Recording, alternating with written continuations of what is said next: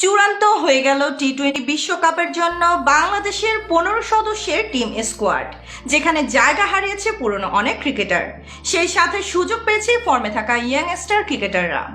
টি-20 বিশ্বকাপের জন্য বাংলাদেশের এবারের স্কোয়াডটি যথেষ্ট শক্তিশালীভাবেই সাজিয়েছে বিসিবি।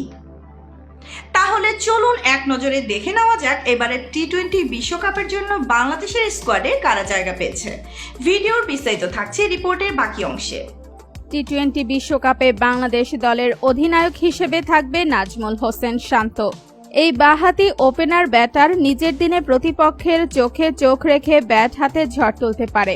প্রথমবারের মতো টি-20 বিশ্বকাপে সুযোগ পেয়েছে তানজিদ হাসান তামিম। বিপিএলে দুর্দান্ত সব ইনিংস সহ করেছিলেন সেঞ্চুরি। টি-20 ক্রিকেটের শুরু থেকে রানের জন্য ক্ষুধার্ত থাকতে দেখা যায় তামিমকে। স্কোয়াডে সুযোগ পেয়েছে wicket keeper batter Liton Das. টি-20 ক্রিকেটে বেশ আগ্রাসী মনোভাবে ব্যাট করে থাকেন তিনি। যদিও বর্তমানে ব্যাটে ভালো রান পাচ্ছেন না লিটন, তবে নিজের দিনে ব্যাট হাতে রানের ফুলঝুরি ছোটাতে দেখা যায় এই বিধ্বংসী ব্যাটারকে। বিশ্বকাপ মঞ্চ মাতাতে দলে রয়েছে বিশ্বসেরা অলরাউন্ডার সাকিব আল হাসান। জাতীয় দল থেকে নিজেকে দূরে রেখে বিশ্বকাপের জন্য নিজের সেরা প্রস্তুতিটা সেরে রেখেছেন তিনি। মিডল অর্ডারের সেরা ব্যাটার তাওহিদ হৃদয় রয়েছে বিশ্বকাপের স্কোয়াডে। এবারে টি-20 বিশ্বকাপে তার ব্যাট থেকে সেরা সব ইনিংস আসবে বলে মনে করা হচ্ছে।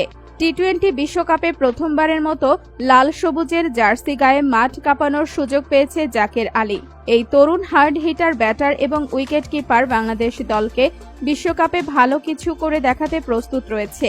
এছাড়াও আরও এক ফিনিশার হিসেবে রয়েছে সাইলেন্ট কিলার খ্যাত মাহমুদুল্লাহ রিয়াদ, যার দুর্দান্ত ফিনিশিংয়ের সামনে হার মানতে হয় বাঘা বাঘা বোলারদের।